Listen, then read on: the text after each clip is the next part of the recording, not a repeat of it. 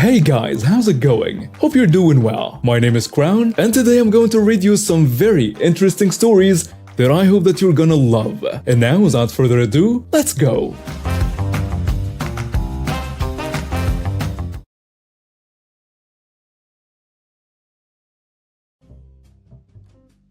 My son is 12 years old with autism and ADHD.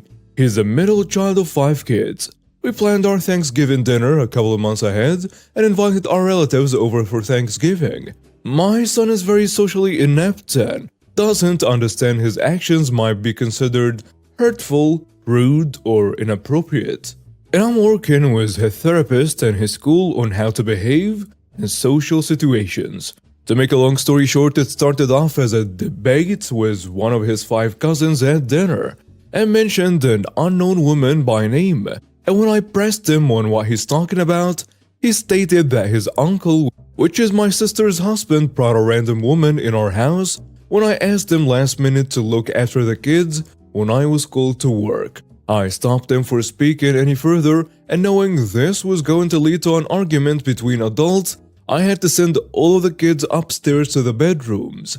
I tried everything I could to de-escalate the situation and keep the peace. I wanted to make sure that any grievances are held off until after dinner, but it quickly devolved into screaming matches and crying. I had no idea he was having affairs and I was mad that he was bringing women into our house with children, and I tried to hold off until after dinner because I was trying to keep it positive. I was really mad, and I told the uncle he's not welcome back. I told my son that private adult matters should be kept private and that he can't just talk about these things out loud in front of the whole family and all the other children. And he shouldn't be bringing up sensitive topics. He brought up his sister's personal trauma without permission too at the dinner table. And because he couldn't keep his mouth shut, I took away his video games, his phone, his computer, and TV until the new year. My son cried and said that he didn't know the matter was private and that he wasn't supposed to say anything. I chalked it up to common sense. I know the affair wasn't his fault and that wasn't the problem.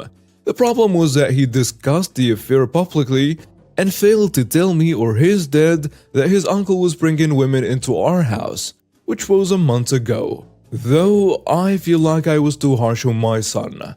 Am I in a wrong here? And now for some comments. So let me get this straight. Months ago, this uncle brought an affair partner into your home when he was asked to babysit your children. And you don't mention any others having autism or other issues. 2 of those children are older than 12. None of those children told you about this. Because of this, you end up punishing a 12-year-old kid who has autism for talking about his personal experience, telling the truth at a time that is inopportune for you. Yes, you are in the wrong. The uncle's a jerk. Did he coerce the other kids into not telling you about this strange woman in your home? Honestly, the whole situation doesn't pass the sniff test. But then you're in the wrong for posting this. So either way, you're in the wrong. Apologize to your kid, restore his privileges, and be a better human. Yes, you are in the wrong. Why? Because you just punished your son for your brother-in-law's bad behavior. And why the heck does your brother-in-law have free access to your house? That alone isn't your son's bad behavior, but yours and brother-in-law's. You are in the wrong. This is exactly the type of parenting that's going to deter your son from telling you other bad or even dangerous situations that might be happening in his life. Sure, it might not have been appropriate for the time and setting, but he wasn't aware. You're teaching him that being honest about things is always going to get him in trouble. I am sure this is going to impact his self-esteem quite a bit too. Bad parenting move.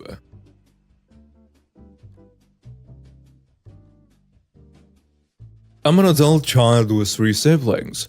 I'm the only single one with no kids. I live about 3 hours away from my parents. I go down to see them most holidays and for various other events in the year. It is rare for them to take a trip up here. Last year for Christmas, my siblings all did their own thing with their kids, so my parents surprisingly came to me. I thought we had fun. I invited my parents up again this year at the beginning of November. They haven't given me a definite answer though. I've asked them multiple times and they keep blaming it on the other one not wanting to come. I really don't care if they come. I just want it to be nice. We have had a troubled relationship, but I have made an effort to be more civil. I wouldn't be upset at all to spend the holiday alone.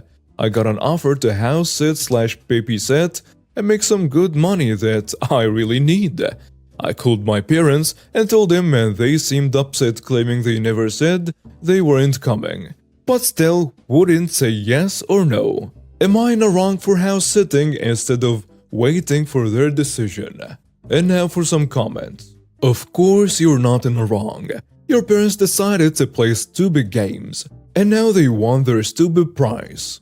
Them saying I'm not sure and stringing you along is usually code for I'm not that interested. But you're better than nothing, so I'll keep you as a backup until something better comes along.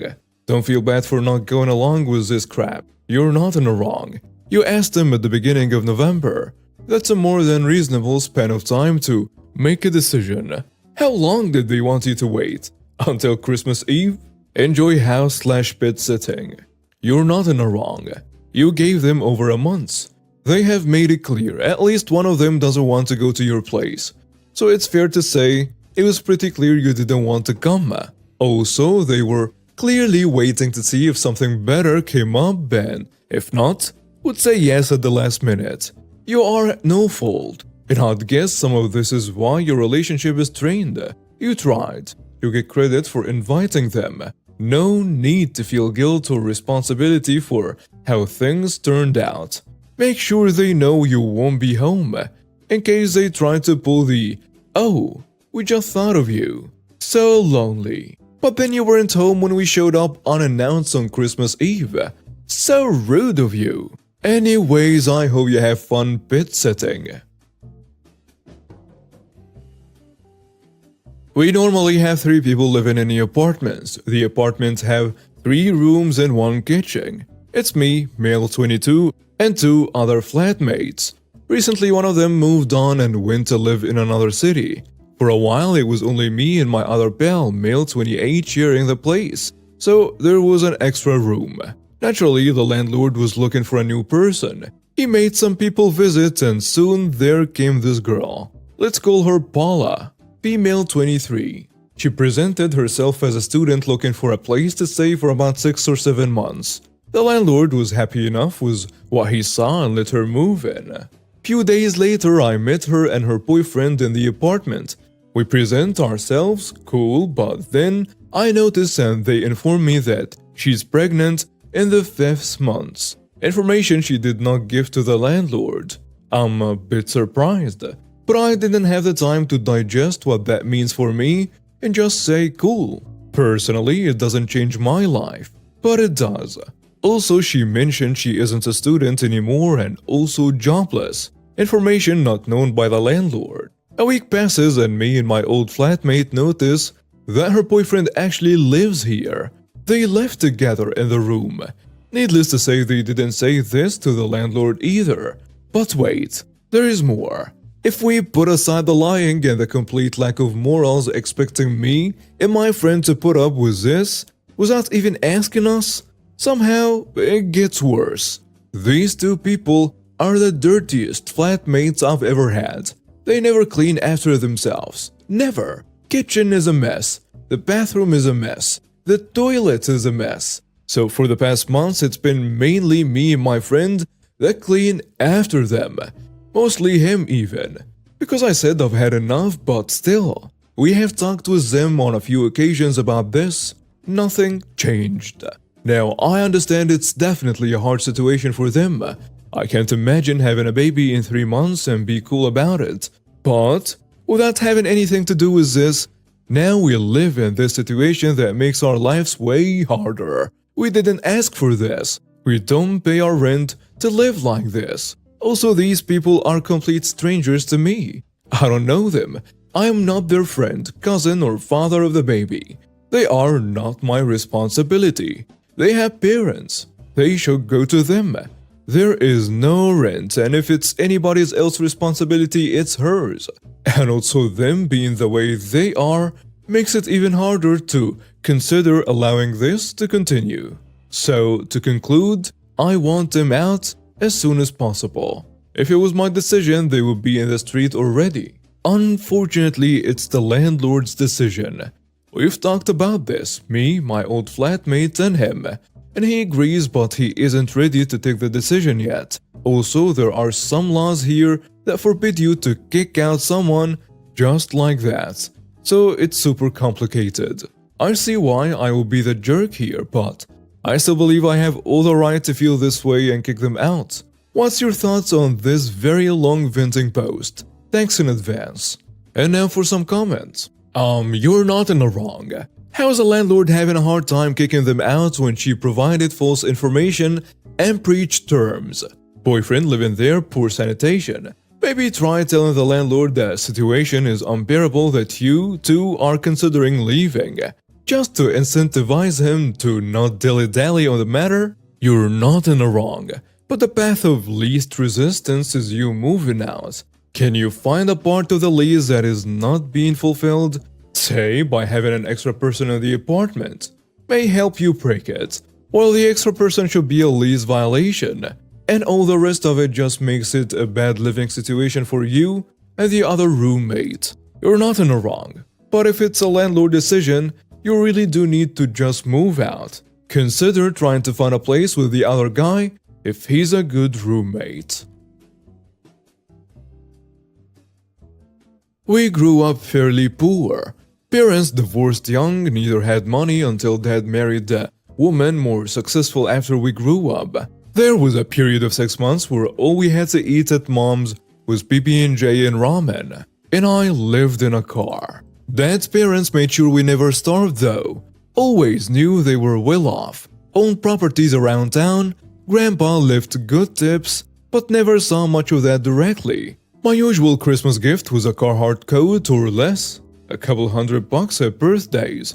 Never asked for much. Didn't want to mooch off grandparents or be seen as a trust fund kid. Worked bad jobs but managed to scrape by mostly on my own.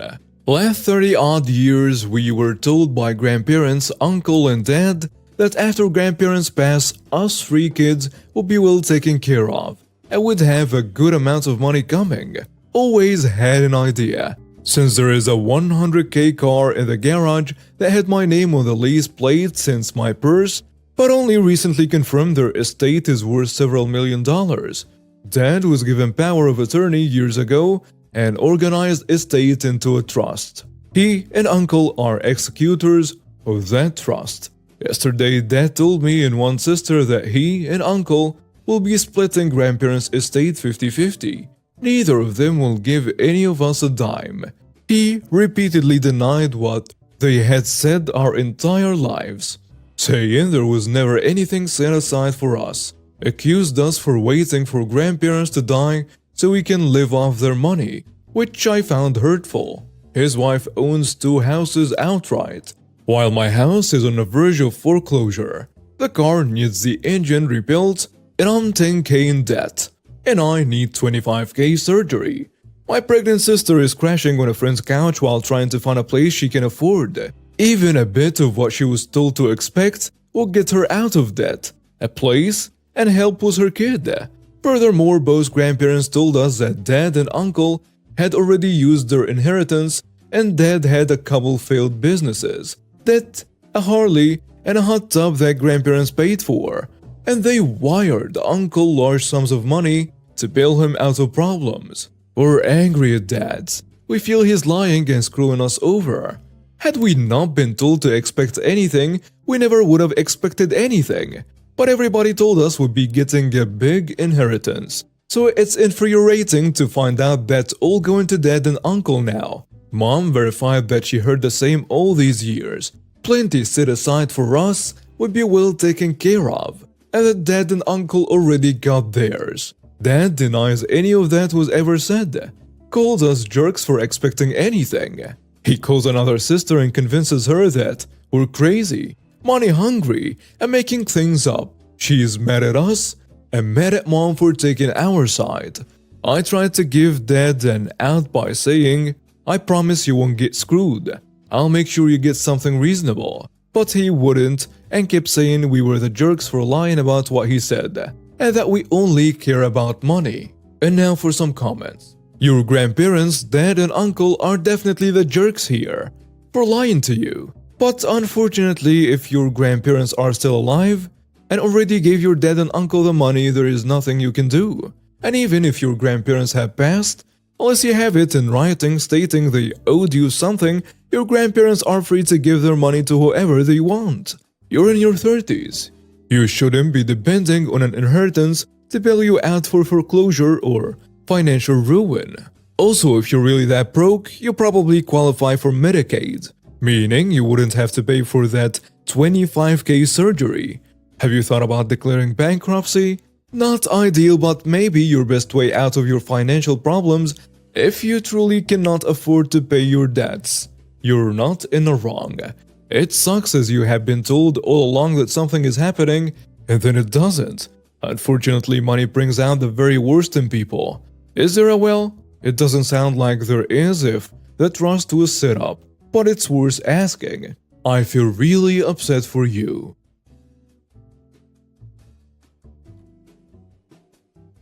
I took my 1-week vacation last week. I didn't have any plans to travel and wanted to rest at home. I already met my deadline, so I didn't think there would be anything pressing that my team members couldn't handle. When my boss found out that I would still be in the country, she later mentioned in a team meeting that I would have to be on call and work during my vacation.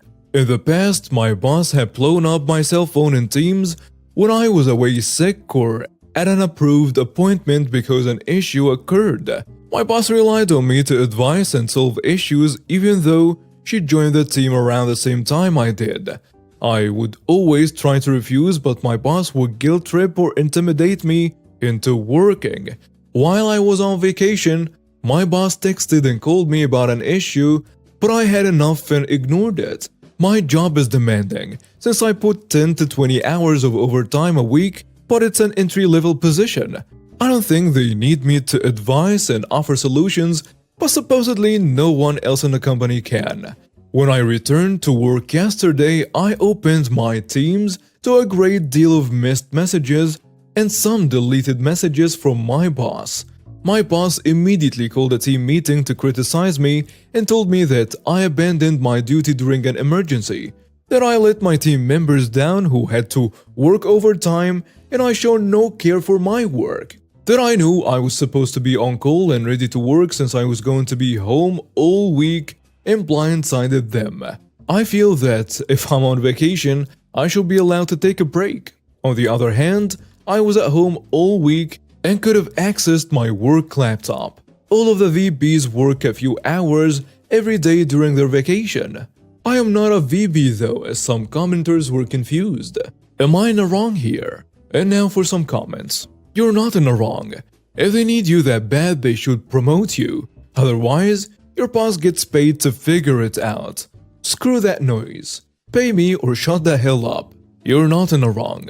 Follow the account Lo Haley. She does great content on how to speak to employers and assert your workplace rights without being overly aggressive and staying professional. I think one of hers deals with your situation and is along the lines of the following, definitely not an exact quote, and I'm tailoring it. Disclaimer.